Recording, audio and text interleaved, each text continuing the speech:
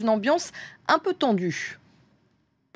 Oui, une plénière tendue qui a débuté ce matin aux alentours de 9h30 locale, alors qu'elle aurait dû commencer hier aux alentours de 19h locale, 20h heure de Paris.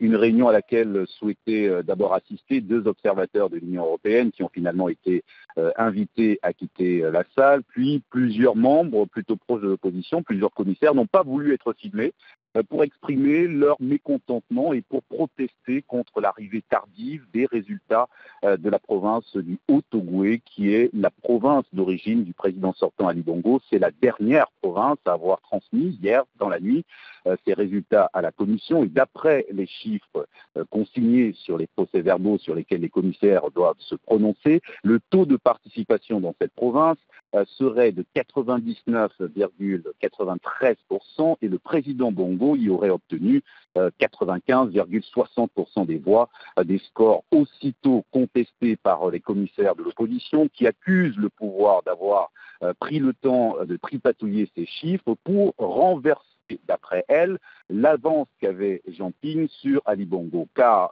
d'après les commissaires de l'opposition ici, avec les résultats de sa province d'origine, le président sortant pourrait ainsi l'emporter sur le fil avec un écart extrêmement minime, très serré.